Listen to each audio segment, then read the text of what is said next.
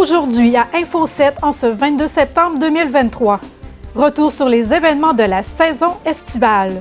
En entrevue, David Jalbert nous parle de son dernier album et Matt Tremblay nous annonce une primeur. La marche du Miel-Homme de Sacré-Cœur bat son record pour cette 3e édition.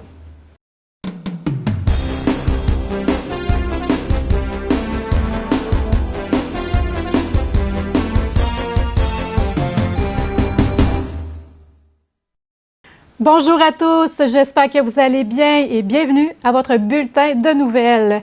Après quelques mois d'absence, nous sommes de retour et pour notre premier bulletin, on vous présente des extraits de notre saison estivale, en commençant avec le Festival de la chanson de Tadoussac.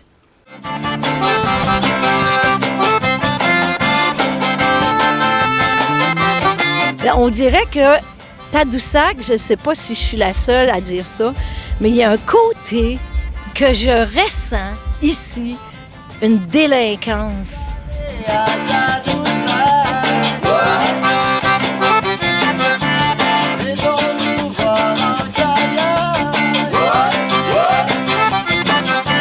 J'ai rencontré quelqu'un qui m'a initiée à la langue. OK. Et j'ai pu faire des phrases complètes, puis j'ai pu vraiment m'intégrer totalement à 100% jusqu'à écrire. Puis, tu vois, la composition est venue plus tard et automatiquement, mon écrit était Lino et Moon. Quand j'ai commencé à faire de la musique, c'était pas dans le but d'en faire un métier, c'était vraiment, j'avais envie de faire des chansons, j'avais envie d'écrire, j'avais envie de faire des petits spectacles, puis éventuellement, au fur et à mesure que les choses ça a fini par fonctionner, puis à un moment donné, je me disais, hey, je pourrais ne plus travailler, ça pourrait être ma seule job. Qu'est-ce que ça fait d'être de retour au Festival de la chanson? Bien, c'est agréable, on adore ce festival-là, on est bien reçus, c'est le fun, sur le bord de l'eau, on est très content de revenir.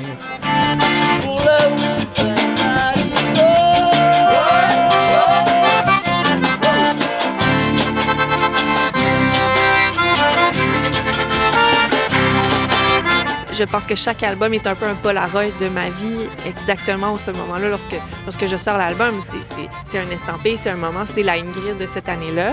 Donc évidemment, il y a tellement comme d'authenticité dans chaque album que c'est vraiment comme un album photo finalement.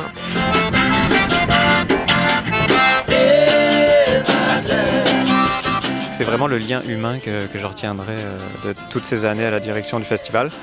C'est ça, il y a quelque chose d'unique qui se crée, de magique.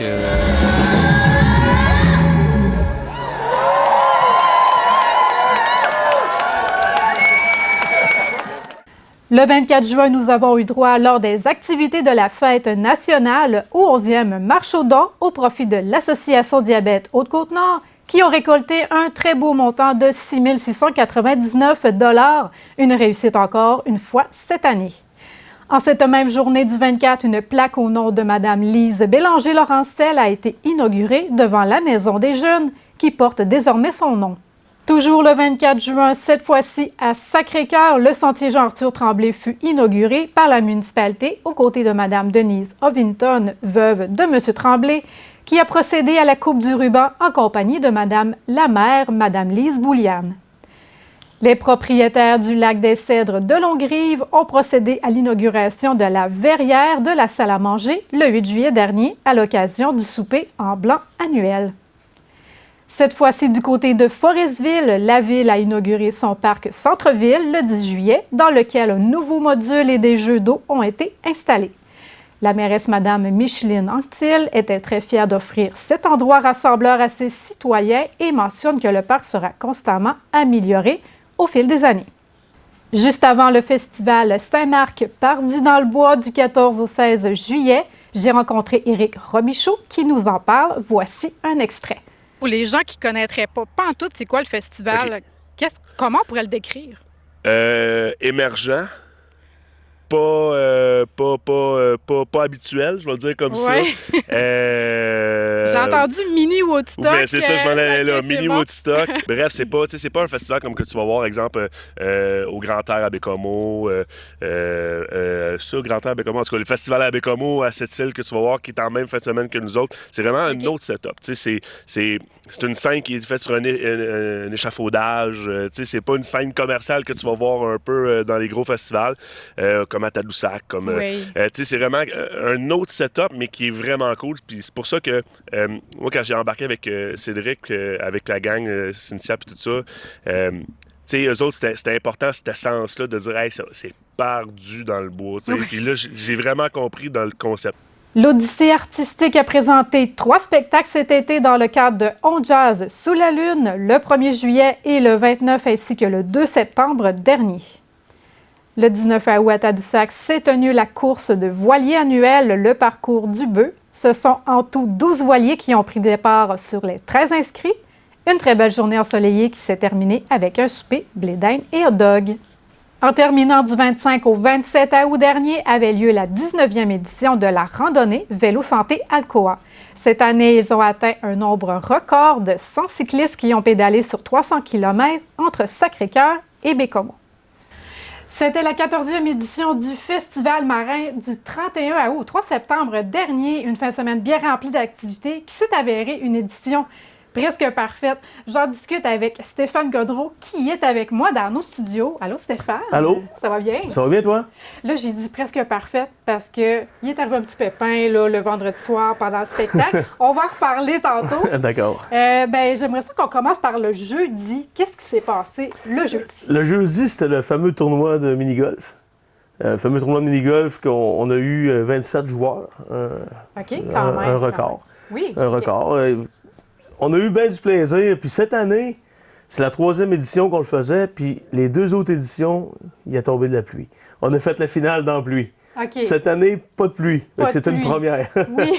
Une première. Notre président d'honneur qui est venu jouer avec nous autres aussi, avec sa famille, toute l'équipe. On a eu bien du plaisir. C'est un beau 3 rondes de golf. Je crois que c'était sous une nouvelle formule. C'est ça, cette année? Oui, on avait ajouté quelques petits pièges, là, quelques petits obstacles sur le parcours. OK. Question de rendre ça plus difficile un peu.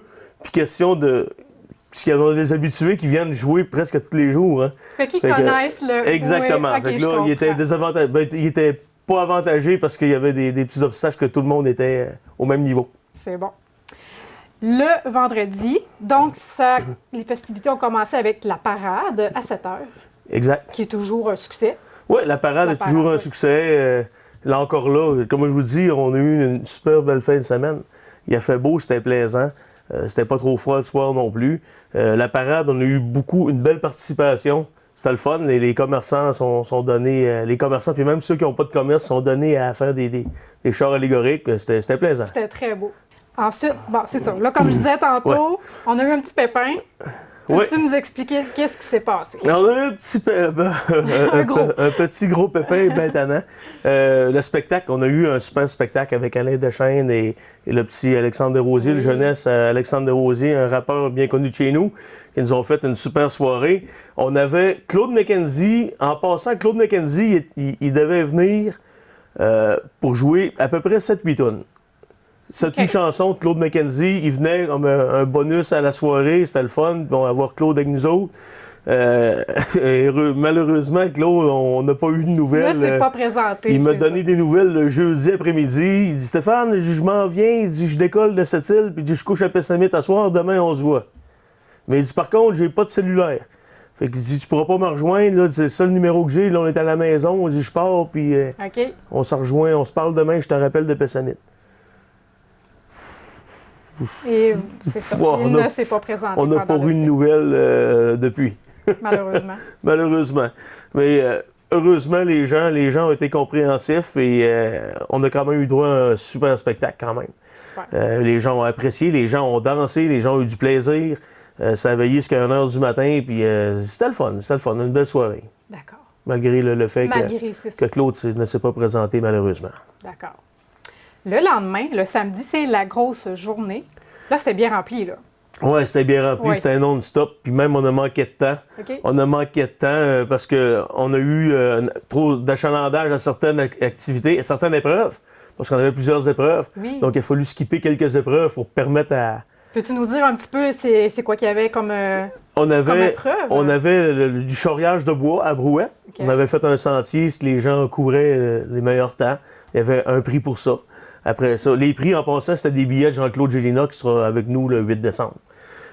On donnait des billets pour Jean-Claude Gélina. D'accord. Alors, on a eu des participants, peut-être une quinzaine de participants dans cette compétition. Ensuite, on a eu on a eu une démonstration du moulin de Atelier Brisson-Gagné. Ils ont fait une démonstration, faire de la planche avec un moulin, OK. un moulin qui vendent en succursale chez eux. Super, les gens appréciaient. Tu sais, il y avait beaucoup d'amateurs de bois, puis de bois de sillage, puis de l'équipe. Fait que c'était belle fun. On avait un concours de scie mécanique. Il fallait couper. Le but, c'était de s'habiller. OK, Mettre OK. parce qu'il fallait quand même être Oui, sécuritaire. ben oui, tout à mettre fait. les pads de sécurité, le casque, la visière, les gants. OK. Starter la scie. Et lui qui faisait une plus belle rondelle, là, le plus rapidement. On Fait que avait... ça a été apprécié. Ça a été apprécié. OK. On avait beaucoup de participants. Puis on a même eu une démonstration avec une scie modifiée, avec vraiment une scie de compétition. Fait que, non, là, c'était une belle après-midi. On avait le lancer de la hache également. Le lancer de la hache, on avait un jeu Le tombé à l'eau. On avait le tombé à l'eau, le Ouais. taureau mécanique. Le taureau. Le taureau mécanique, le lancer de la hache.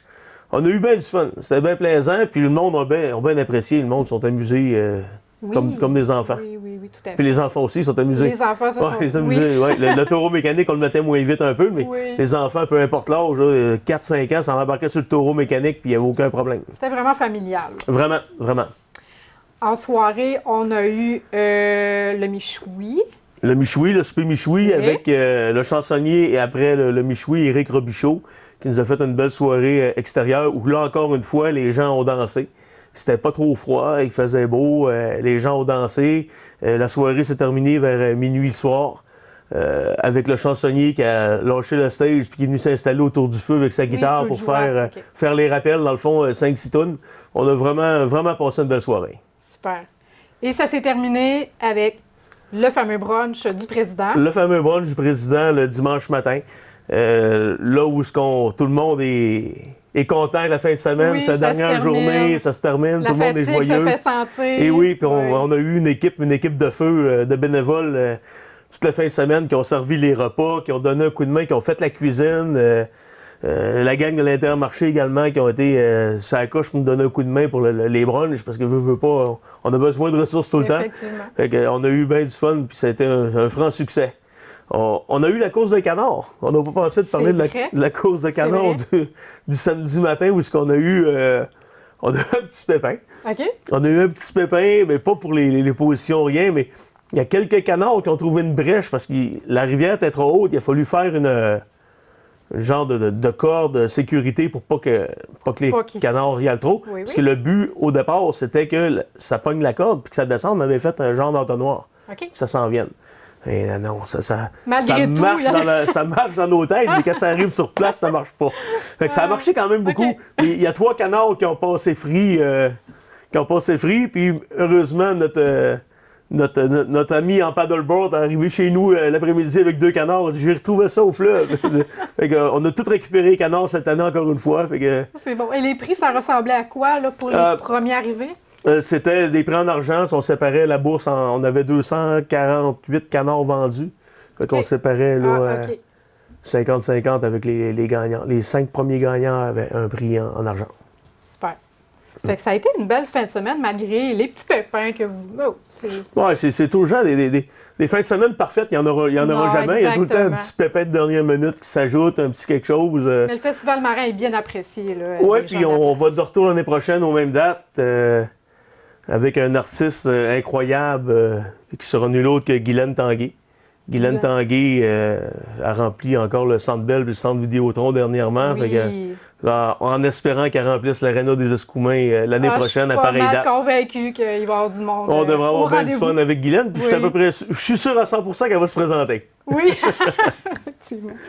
Ben, je te remercie beaucoup, Stéphane, d'être venu Merci nous à parler vous. ce matin. Merci beaucoup. Merci de votre présence. Puis on vous attend l'année prochaine première fin de semaine de septembre pour le Festival. Le Festival Marin. Pour la 15e édition. Salut tout le monde, je vous donne un rendez-vous qui est dans un petit peu plus d'1 an, mais quand même, le temps passe vite. Alors, c'est le 1er septembre 2024. Je vais débarquer chez vous, aux Escoumins, avec mes musiciens. On va vous faire un spectacle extraordinaire. En attendant, ben, c'est l'heure de faire du gazon. Vous entendez ça, tout le monde fait le gazon aujourd'hui. C'est dimanche. 1er septembre 2024, c'est un rendez-vous aux Escoumins. J'ai eu la chance de rencontrer David Jalbert lors du Festival du Fjord de Sacré-Cœur qui s'est tenu du 31 au 3 septembre. J'ai discuté avec lui, entre autres, de son dernier album, Le Doigt d'honneur, tome 2.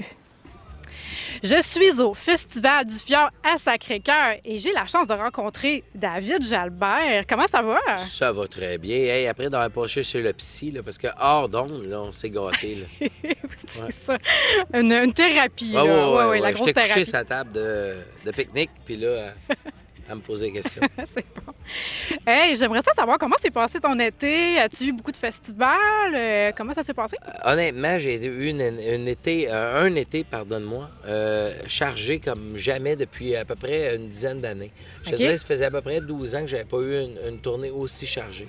Puis là, j'ai décidé, fait que venez nous voir ce soir, parce que c'est une sabbatique de automne, hiver et printemps.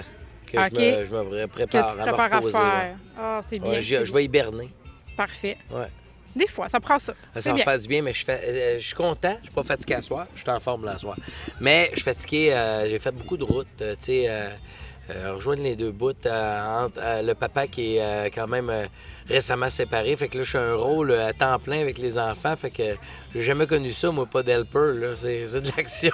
Ben c'est bien correct. Puis profite-en avec tes enfants. Ben oui. Puis, est-ce que c'est ta première fois à Sacré-Cœur en spectacle? Oui, Sacré-Cœur, okay. C'est ma première fois. J'ai fait Tadoussac, j'ai fait aussi les Escoumins. J'ai fait pas mal de places dans sa Côte-Nord.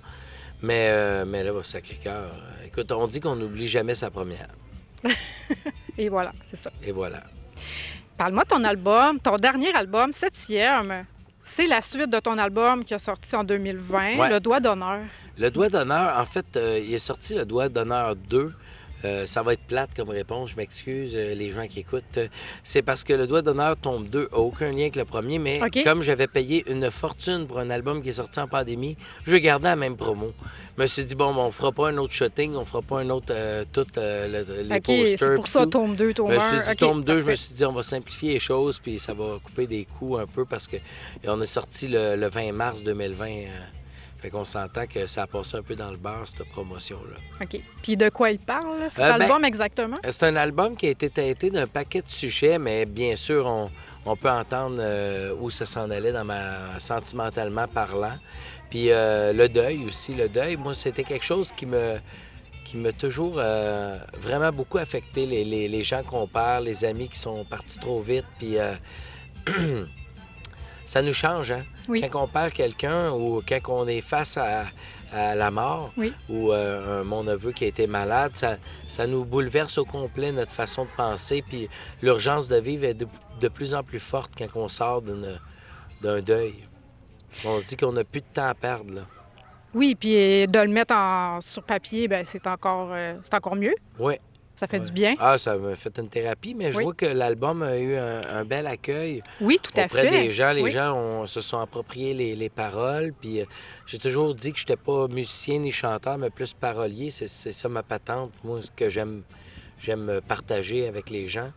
Puis, c'est ça. Je me suis gâté, cet album-là. J'ai fait un album un petit peu moins homogène qu'à l'habituel parce qu'on n'avait pas de route à suivre. On essayait d'être plus éclaté puis de se gâter, de se faire plaisir à nous-mêmes.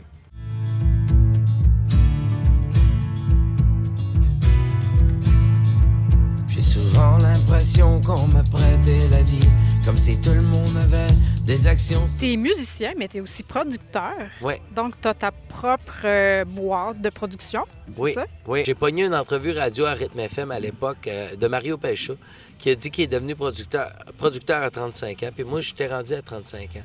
Ah. Fait que là, je me suis dit, hey...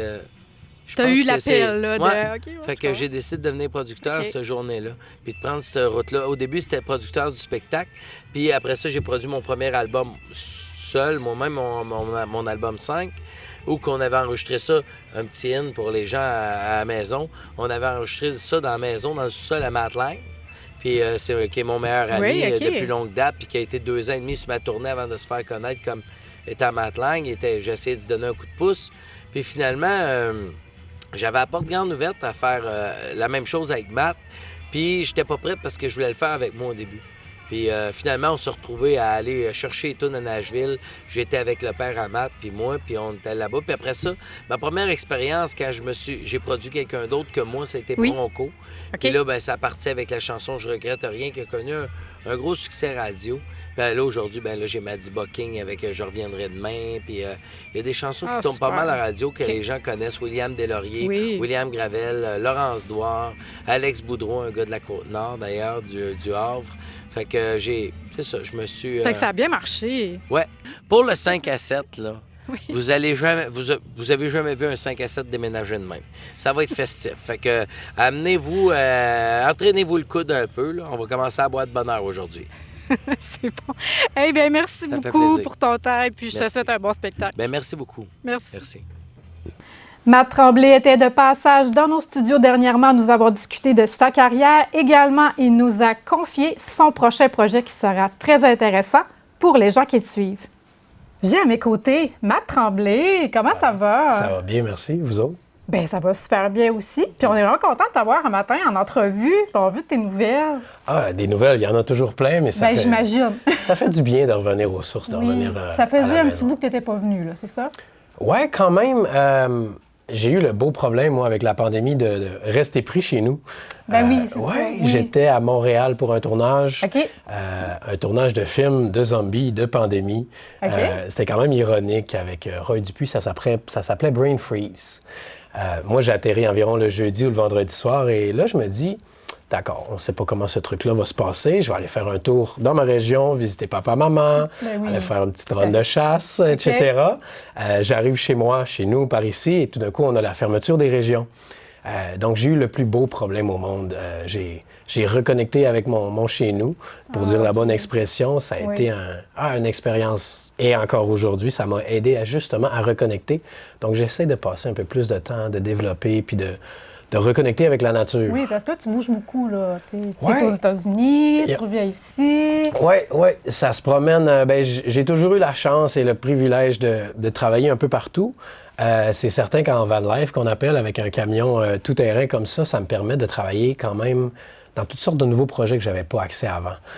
Donc, que ce soit à Montréal, là, j'arrive de Ottawa, New York, je fais des études à Los Angeles aussi, j'étais allé en Asie, en Europe un peu. J'ai toujours été quand même pas pire nomade. Il y en a qui disent bohémien ou c'est plus poussé par le vent que j'appelle. On comprend c'est ça. Mais ouais, je me promène, j'adore, puis... toutes sortes de belles affaires qui m'arrivent toujours. Je vais faire mon signe de croix parce que je suis remerciant. Je pense que c'est comme ça qu'on peut sauter sur les occasions aussi, là, en restant... en restant à la même place? C'est ça, oui. Nous, on a la chance maintenant, avec l'en-ligne, que je vais appeler les trucs en ligne, de faire des auditions par vidéo ou de faire des rencontres avec les Zoom ou les Skype de ce monde, ce qui m'amène un peu moins de défis logistiques pour les castings. Puis une fois, par exemple, qu'on veut nous voir en personne ou bien que le projet va se passer, bien là, je vais vraiment dans le bon endroit, la province, le pays. Donc, ça l'a amené autant du mal que du bien, cette petite aventure pandémique-là. Mais oui, aujourd'hui, c'est un autre modèle. C'est un autre modèle tout complètement. Puis c'est le fun, ouais. Mais là, tu es par ici ces temps-ci à cause de la grève des scénaristes. Moi, j'étais... Peux-tu nous en parler un peu? Comment tu trouves ça? Et taboy, quelle belle question. Je pense que cette conversation-là est en train d'arriver un peu dans tous les domaines. Un, pour les conditions de travail, mais aussi avec l'arrivée de la technologie, qui a des plus et des moins pour certains. Moi, je me suis, je ne vais pas dire recyclé, mais j'ai évolué en cascade. Avec mon background de danseur, c'était un peu naturel, ça s'est fait organiquement, mais c'est certain qu'aujourd'hui, je ne vais pas nommer le projet, mais moi, j'ai été scanné, qu'on appelle, à un certain moment. Donc, ce n'est plus moi, la personne, l'humain, qui va faire le tournage. C'est l'ordinateur, l'intelligence artificielle, qui va faire le reste de mes journées de tournage, qui va amener mes émotions, qui va me placer un peu partout. Donc, je pense que elle était due depuis un petit bout, cette conversation-là. Tout le monde essaie un peu de tirer la couverte de son bord, ce qui est normal. Mais oui, ça m'amène à une vacance imposée, comme un peu ce qui est arrivé il y a quelques années avec la pandémie. Mais c'est une très belle leçon d'humilité. Mais aussi, ça me réveille à me dire, ben si on veut que des trucs se passent, il faut qu'on prenne les choses en nos mains et qu'on agisse. C'est facile de jaser, c'est facile de discuter, ça fait du bien. Ceci étant dit, nous, on est dans un domaine qu'il faut quand même faire sa place au lieu d'attendre qu'on nous la donne, même si il faut trouver cette balance-là. Oui. Ben là-bas, par exemple, c'est que tous les trucs qui sont destinés aux plateformes sont en grève. Donc, les tournages de films se passent encore, les commerciaux, ce qu'on appelle les vidéos corporatifs. Okay. Ici, au Québec, il y a quand même une discussion que ça se peut que ça se passe aussi ici en grève ou pas. Mais oui, cette conversation que j'appelle comme ça depuis tantôt, elle était due. Mais oui, c'est une belle leçon d'humilité. C'est aussi une leçon de qu'est-ce qu'on va faire pour notre futur et pour le futur des autres. Un plan B peut-être aussi, là. Je comprends ce que tu veux dire. Moi, j'ai eu la chance, je pense, de réussir parce que je me suis plongé là-dedans, immersé complètement. Mais aussi, je pense que je commence à découvrir aussi derrière la caméra. Okay. Là, je développe mes habiletés à l'Université du Québec à Chicoutimi avec des gens qui font un bac en cinéma. Je découvre aussi comment ça fonctionne, la nouvelle technologie. On peut faire tellement de miracles avec nous autres, avec les TikTok, avec l'Instagram. Les outils d'édition vidéo sont plus limités à un gros ordinateur super puissant. Fait que la créativité, comme on a ouvert l'aqueduc de qu'est-ce qu'on peut faire avec pas grand-chose. Mais oui, ça m'amène à découvrir mon domaine plus en détail, en toutes sortes de nouvelles aventures. Puis ouais, c'est certain que c'est un break que j'ai pas vu venir, mais que j'essaie de tourner la situation à mon avantage. Bien là, c'est ça. Tu profites du Québec. Oui. Dans ce temps-là. Oui. Tu as fait, on t'a vu dans plusieurs séries quand même. Oui. Tu as fait apparition. Oui, des petits trucs. Ça nous un petit peu. Écoute, je suis arrivé sur Stat, qui a été un peu plus médiatisé ou qui, quand même, c'est un gros projet, là. J'ai eu la chance et le bonheur de laver le plancher pendant un petit bout. En tant que concierge, c'était quand même magique parce que de voir à quel point, au Québec, on réussit à faire des projets d'autant de qualité avec peut-être 1/8 ou 1/10 du moyen, non seulement financier, mais logistique, autant pour les autres trucs que... Il y en a que je ne peux pas nommer parce qu'ils ne sont pas sortis encore. Okay. Nous, contractuellement, à moins que ce soit un rôle, une réalisation, c'est quand même difficile d'avancer les détails. Fait que je reste dans le vague, j'ai pas le choix. C'est pas parce que je veux pas. Mais ouais, pardon. Récemment, j'ai tourné quelques petits trucs qui m'ont amené dans des personnages que j'avais pas accès à avant. Moi, je suis un gars tout heureux d'être content, toujours de bonne humeur. Je retiens ça de mon papa et je trouve ça absolument magique. Mais grâce ou à cause du look, la barbe, j'aboutis souvent avec le méchant ou le côté un peu plus obscur. Donc, mystérieux, fait que c'est quelque chose qui, je pense, en tant qu'acteur, parce que je découvre un peu le médium d'acteur maintenant, de jeu, plus la personne que tu dois jouer est loin de ton toi-même, plus grand est le défi. Ah, j'imagine. Ouais, puis moi, je viens de la danse, de la comédie musicale. Comme tu peux voir quand je parle, tout bouge, tout est grand. Là, c'est un peu plus subtil dans les expressions du visage. Donc, c'est un nouveau beau défi que j'essaye de développer. Puis j'essaie aussi d'amener des opportunités envers la nouvelle génération, mais aussi envers les moins choyés. Il y a quelque chose qu'on appelle ethniquement ambigu. Fait que moi, je me retrouve à jouer des fois le prince saoudien, toutes sortes d'autres ethnicités ou races, si je peux dire ce mot-là. Mais ça leur amène aussi à penser, est-ce qu'on n'avait pas cet acteur-là, de cette, justement, descendance-là, qui pourrait jouer ça? Quand moi, je débarque, j'ai le visuel, mais des fois, ça me prend une ligne en espagnol ou des trucs comme ça. Fait que c'est un... Ouais, c'est un petit défi de plus. Exact, ouais. Puis ouais, je réalise que comme en danse, il faut être un peu un morceau de pâte à modeler. On arrive sur tel projet, on a besoin de ce genre de personnes-là. Ouais, on arrive sur tel film, on a besoin de tout ça. Fait que ça, c'est un travail sur soi-même, de se retirer de l'équation. Il y a qu'est-ce que tu as l'air à la caméra et qu'est-ce que tu as l'air dans la vraie vie, qui sont deux choses. Mais ouais, je découvre qu'au Québec, on a encore un sens de communauté. on a encore un sens de... On est en équipe ensemble, on est tous pas pris, mais on est dans le même bateau, fait qu'essayons de paddle en français, c'est ramer. De ramer tous ensemble. Fait que ouais, c'est mon... Présentement, c'est pas mon défi, mais c'est mon bonheur. C'est un bonheur. Là, tu parlais de danse, justement. Ouais. Comment est-ce que tu veux continuer là-dedans encore ou la danse est comme mis de côté? Moi, j'adore et je vais toujours adorer ce médium, ce véhicule-là qui est la danse. C'est certain que l'industrie de la danse, avec la pandémie, a pris un énorme coup. Okay. Comme tous les autres, comme toutes les vies, toutes les entreprises ou bien les sphères de travail, étant donné que c'est quelque chose qui est physique, qui vient avec la sueur, qu'on est en proximité souvent, c'est difficile de danser un tango tout seul. Non, c'est ça qui arrive. Donc, c'est ce genre de trucs qui sont encore présents dans ma vie. C'est des projets que je continue d'auditionner puis d'essayer de développer. Okay. C'est encore là. C'est encore là pour moi. Okay. J'ai la chance présentement de ne pas choisir les projets, mais de naviguer différemment. J'enseigne de plus en plus, ce que je ne voulais pas trop faire avant. Je recevais toutes sortes de questions de gens. Comment je fais pour faire ceci? Je ne savais pas complètement. Okay. Fait que là, ça m'amène à être plus confortable dans le... Je pense qu'il est là notre chemin vers... Le triple pirouette, puis aujourd'hui, okay. les habiletés en danse, c'est pas comme moi quand j'ai commencé, je dirais pas mon âge, mais ça fait un petit bout. Oui. Fait que là, aujourd'hui, moi, j'arrive dans les auditions, on est arrivé pour Madonna, okay. La tournée. Écoute, moi, autour de moi, les gars, ils tournent sur leur tête, ils font des backflips. Fait qu'il y a toutes sortes de nouvelles... ça évolue tout le temps. Exact. C'est correct. Oui. Tu as eu la danse qu'on appelle urbaine ou de rue qui a pris vraiment une belle place dans le commercial au lieu d'être seulement des danseurs qu'on dit entraînés ou techniques. Fait que là, moi, j'essaie... Je suis pas le maître dans rien, mais je me débrouille dans un peu tout. Puis, je découvre que c'est en moi. Moi, je suis dans le métro avec ma musique, puis je bouge un peu, je cours avec mon chien, puis je suis en train de semi-danser. Fait que oui, ça fait encore partie de ma vie. De toi, oui, c'est dans mon âme. C'est bon. Écoute, en terminant, j'aimerais savoir tes projets qui s'en viennent. Peut-être pas tout nous dévoiler parce que tu peux pas, mais...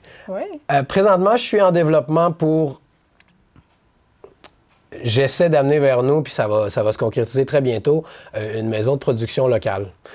Donc, okay. Je viens de terminer un projet avec une grosse maison de production de Montréal et de la France, qui, eux, ont eu le beau défi d'essayer de trouver non seulement de la main-d'œuvre, mais des endroits pour tourner dans notre coin.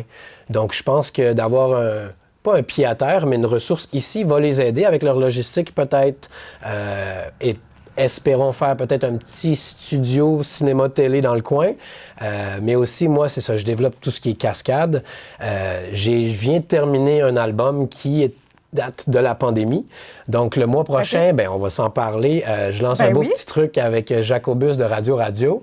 Ça va arriver sur les ondes le 22 octobre. Je me fais un cadeau de fête, ce qui est ma fête. Donc, je sais pas quand est-ce que tout ça va passer, mais très bientôt, guettez nos radios. C'est une primeur là, qu'on a là. Exactement. On est chez moi en exclusivité. C'est un petit projet quand même spécial que ça fait longtemps que je suis pas assis dessus, mais que j'ai en banque. Donc, c'est ça qui s'en vient pour nous.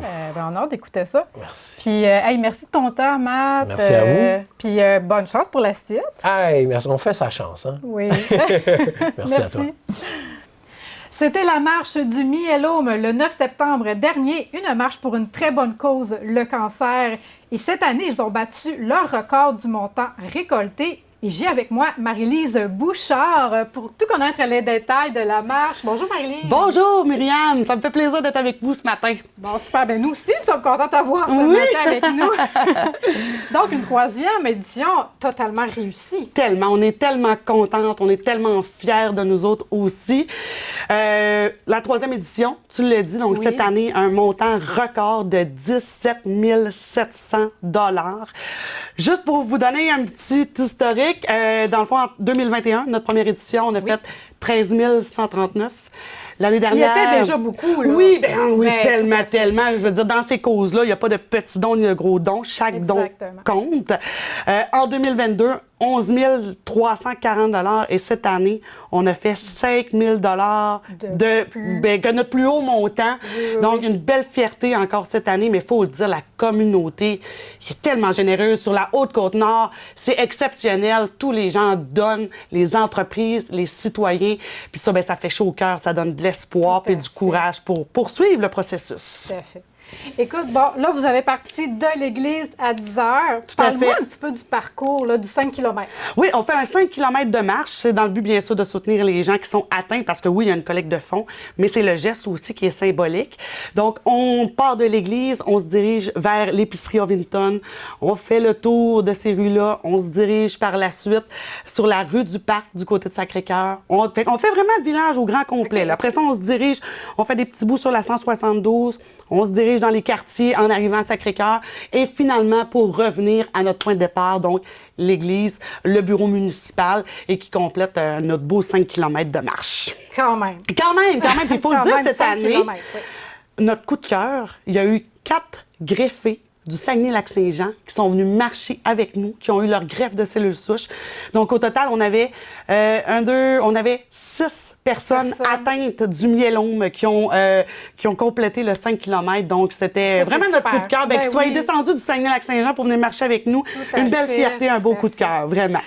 Une fois arrivé à l'église, il y a eu un encart. Tout à fait. Bien, en fait, je pense que vous l'avez toutes vu. On a fait une grande campagne pour le tirage de notre panier cadeau. Oui, tout à fait. Et finalement, j'aimerais que t'expliques après. Tout à fait. C'est intéressant à savoir. En fait, notre gros tirage de notre panier cadeau, nous sommes allés chercher des commanditaires partout dans la région, sur la Haute-Côte-Nord, dans les 2 secteurs, pour monter ce panier cadeau-là qui avait une valeur. Écoutez, il était tellement gros, Myriam. Il était gigantesque, ça n'avait pas d'allure. Il fallait être 2 pour le transporter. Tu sais. Je te crois. Il y avait tellement de beaux cadeaux à l'intérieur. C'était vraiment varié. Donc, il y avait des certificats cadeaux d'épicerie, pharmacie, mais il y avait aussi des objets. Il y avait des casquettes, il y avait des chandails, il y avait toutes sortes de choses. Finalement, le billet gagnant qui a été tiré et le nom Jean-Sébastien No, qui lui en a fait don au centre de dépannage des Nord-Côtiers. Donc, en plus de soutenir les gens atteints du myélome, on est capable de redonner aux gens dans le besoin chez nous, ici dans notre région. Pour les paniers de Noël. Merveilleux. Donc, c'est ça, tous les articles seront redistribués dans la campagne des paniers Noël par le centre de dépannage. Quelle fierté. Donc, on fait 2 pierres un coup. Merveilleux. Quel beau geste. Oui. Ensuite, est venu l'encan où les gens se sont amusés à renchérir sur plusieurs prix. Ça, c'était vraiment fantastique parce que c'était beau de voir ça. Ça a monté. On avait des beaux cadeaux encore là. On est allé chercher à peu près un 500-600 $ supplémentaires avec cette enchère-là. Fait que c'est non négligeable. Là, qu'après ça, on a annoncé un montant provisoire de 15 000 $. 15 000 $. OK. C'était fantastique de pouvoir annoncer ce montant-là directement sur place. Et dans l'après-midi, bien là, on s'est réunis en famille pour calculer le montant final qui s'élève à 17 700 $. Wow, super.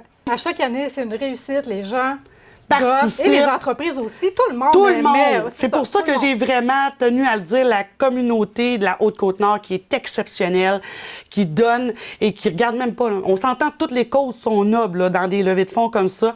Mais de voir ça, bien, ça donne la force, puis ça donne de l'espoir surtout. Puis c'est toujours un peu de bon, ça fait toujours du bien de voir ça aussi. Tout à fait.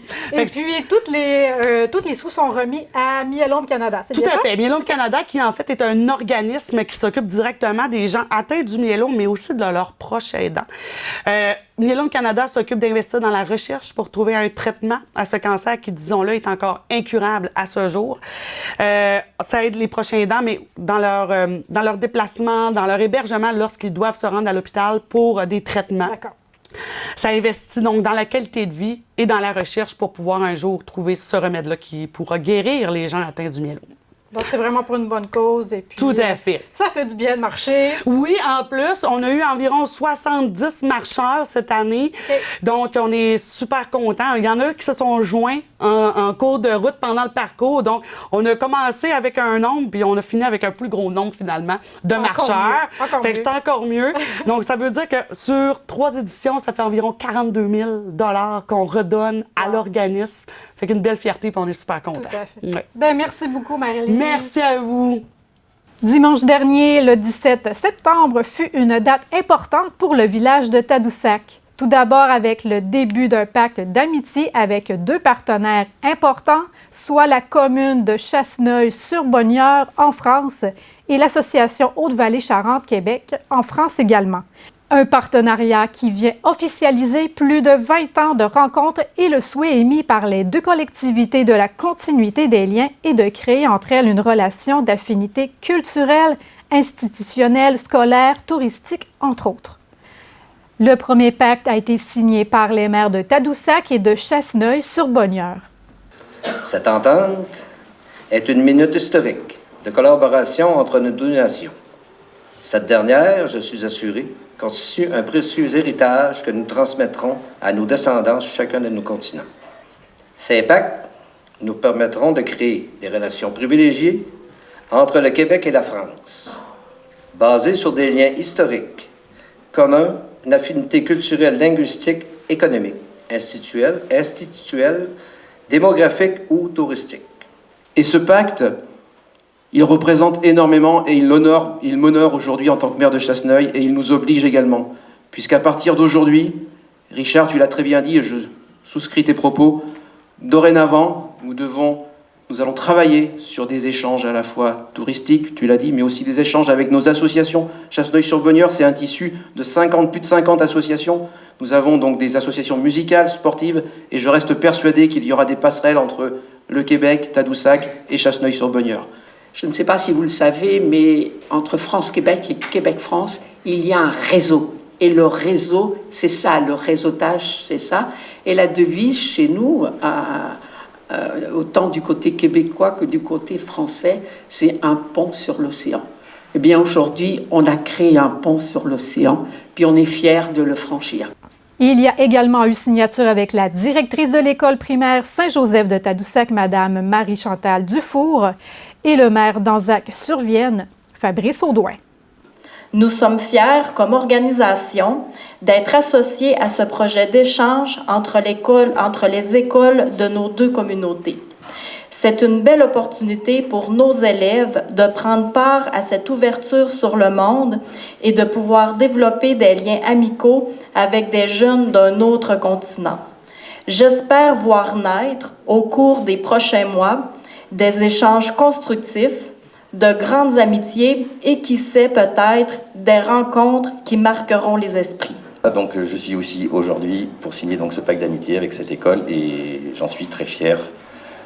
Et puis j'espère qu'il y aura une longue vie à ce pacte d'amitié et des échanges culturels, enfin tout ce qu'on peut imaginer entre les enfants. Le pacte de l'amitié s'est finalisé avec la signature entre le directeur du CFP de l'Estuaire, Michel Savard, et de la responsable de la Chambre des commerces de la Charente, Karine Sori. Le partenariat qu'on peut établir ensemble, des échanges d'expertise, des échanges d'élèves. D'ailleurs, nous, on a préparé un petit trajet pour nos invités. On va être à peu près 3 ou 4 jours ensemble. Puis en tout cas, on leur a préparé quelque chose que je pense, la visite de nos centres, la visite de nos options, de nos équipements, de nos enseignants. Donc, je pense qu'on va avoir du plaisir, puis on est très heureux. Permettre à nos jeunes de découvrir de nouvelles formations, de nouvelles façons de travailler, découvrir nos entreprises, et puis notre territoire de la Charente, et puis qu'ils viennent découvrir aussi les beaux territoires d'ici. Donc, voilà. Les autres personnes présentes, dont les députés, ont pu signer le livre d'or et le maire de Tadoussac a remis un cadeau à son homologue en guise de remerciement. S'en est suivi de la cérémonie d'inauguration de la nouvelle cloche au nom de Louise, qui s'est tenue à la chapelle de Tadoussac.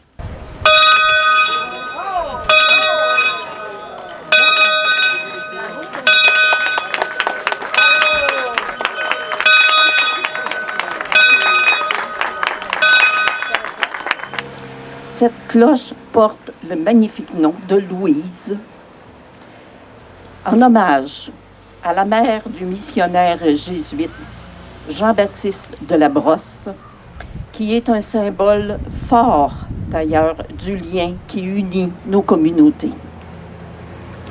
La petite chapelle de Tadoussac est un lieu chargé d'histoire et de mémoire. C'est la plus ancienne chapelle construite en bois en Amérique du Nord.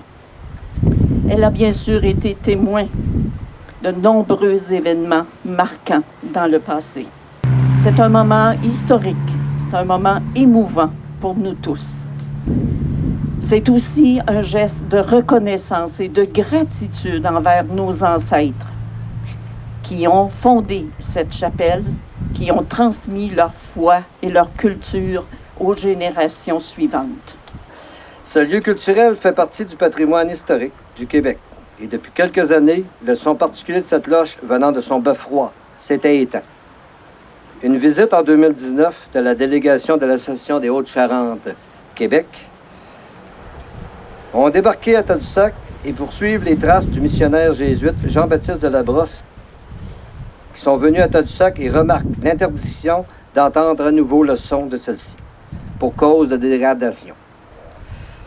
C'est alors que nous sommes informés par nos dignes invités présents, entreprennent des démarches qui nous amènent ici aujourd'hui à la commémoration de le magnifique présent offert à la population de Tadoussac.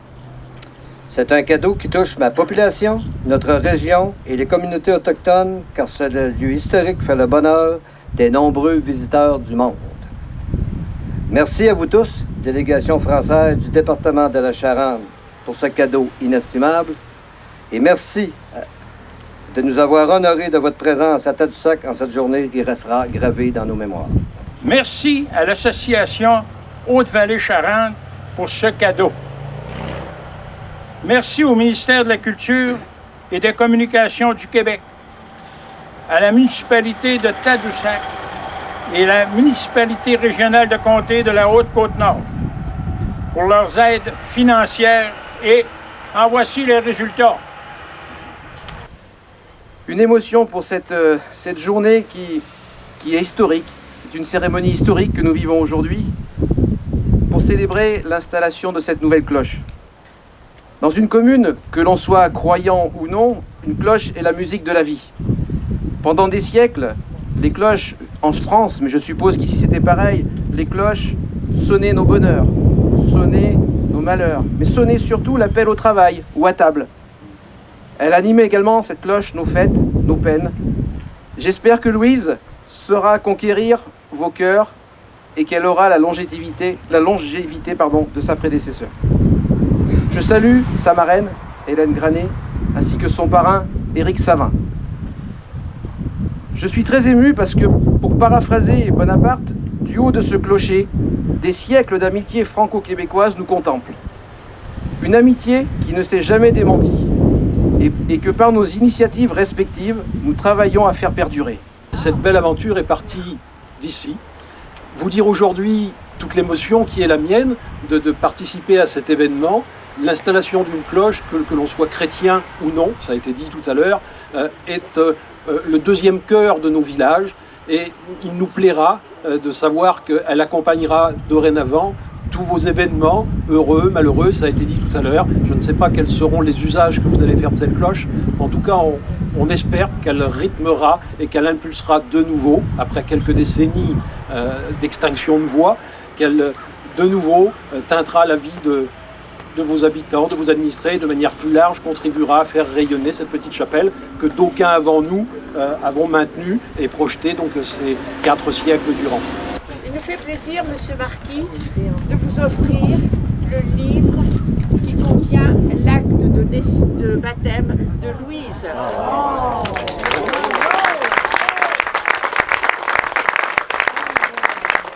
Il me fait plaisir, Monsieur Terrien, de vous offrir le livre qui contient l'acte de baptême de Louise.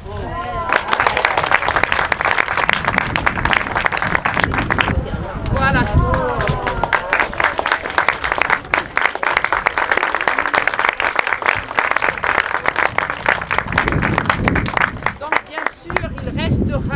Ici à la municipalité, il restera ici à la fabrique, chacun le vôtre. Il nous fait plaisir vraiment que vous ayez ce genre de choses. La journée s'est terminée avec un souper, une remise de cadeaux à l'hôtel Tadoussac et un dernier discours du maire M. Richard Terrien qui a conclu la soirée sur une note plus émotive. Action Chômage Côte-Nord a tenu une table ronde mercredi dernier avec M. Pierre Laliberté, commissaire des travailleurs et travailleuses à la Commission de l'assurance-emploi du Canada. Celui-ci a pour mission de rencontrer, entre autres, des travailleurs, des employeurs et les élus de différentes provinces et par le fait même mieux comprendre les problématiques de notre région.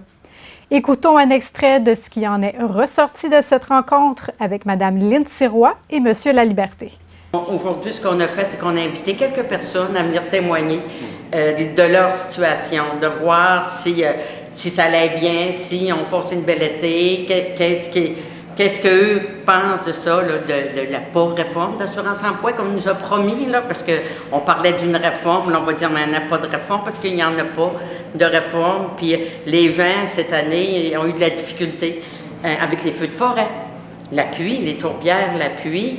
Le poisson, là, on a entendu, là, tu sais, il y a moins de poissons dans la mer, il y a moins de produits marins, le pont de Touzel, ça n'a pas aidé à l'approvisionnement pour les travailleurs, pour les entreprises, la poissonnerie de Portneuf-sur-Mer. Fait que c'est ce que M. Laliberté a entendu une partie de la journée. On a fait un peu le bilan de cette année. Et c'est ce qu'on voulait que lui répète au ministre, parce qu'on a beaucoup de difficultés à se faire entendre au niveau à Ottawa. Ce qu'on sait, c'est qu'ils sont au courant.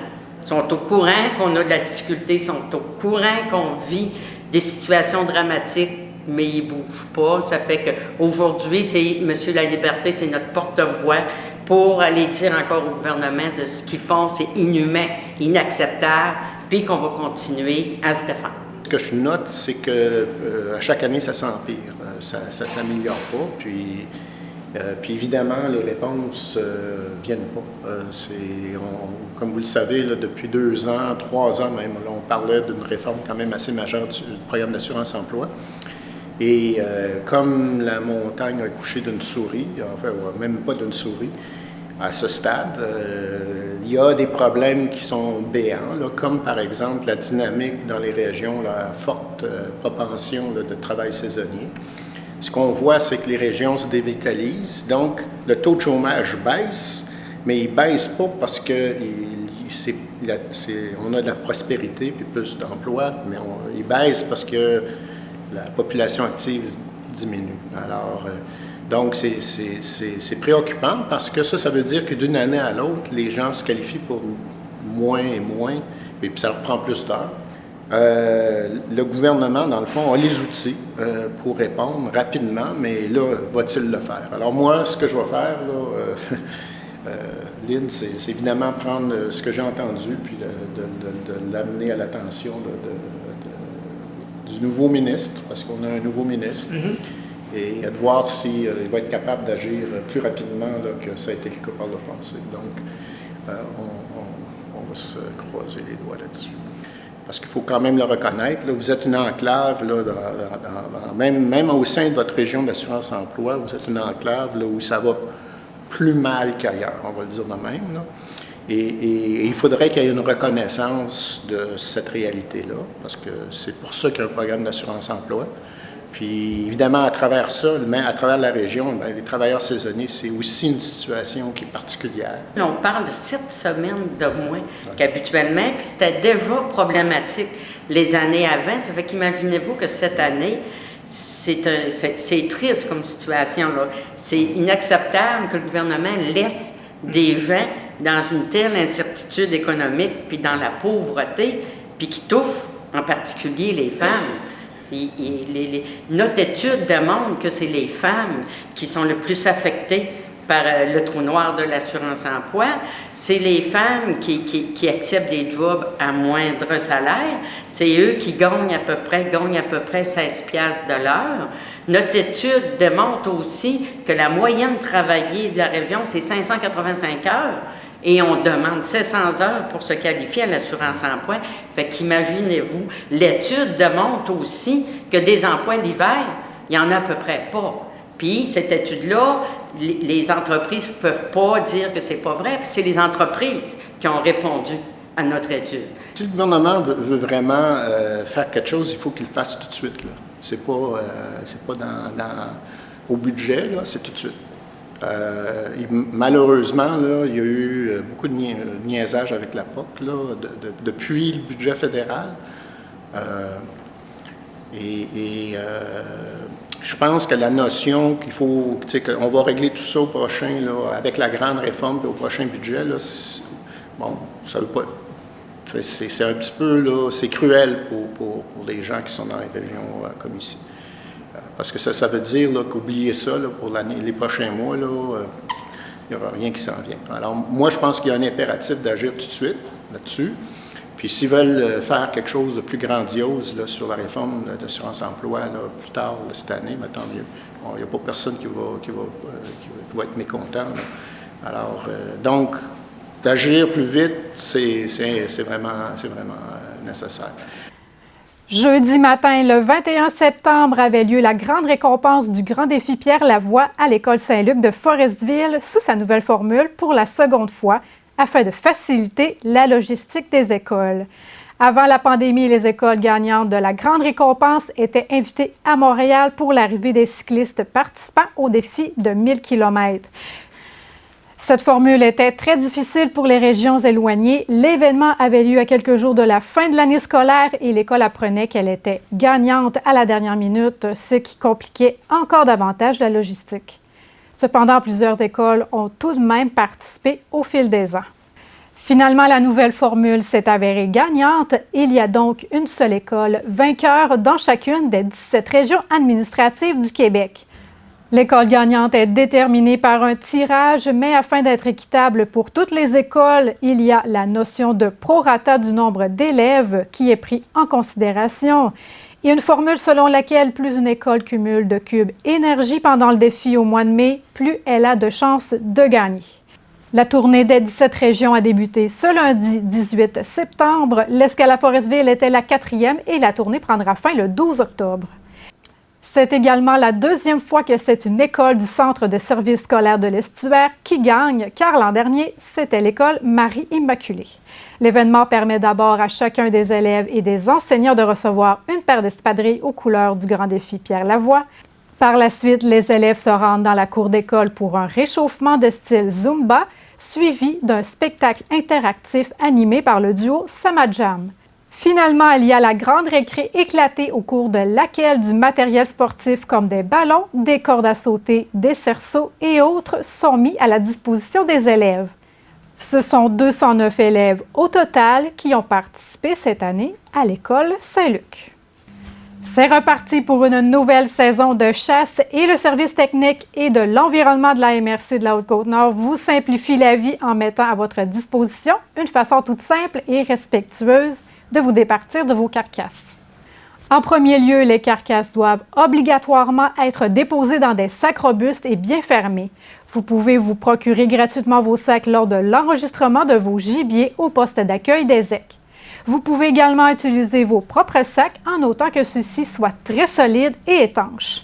Finalement, déposez vos sacs dans les conteneurs identifiés à cet effet à l'un des points de dépôt inscrits à l'écran.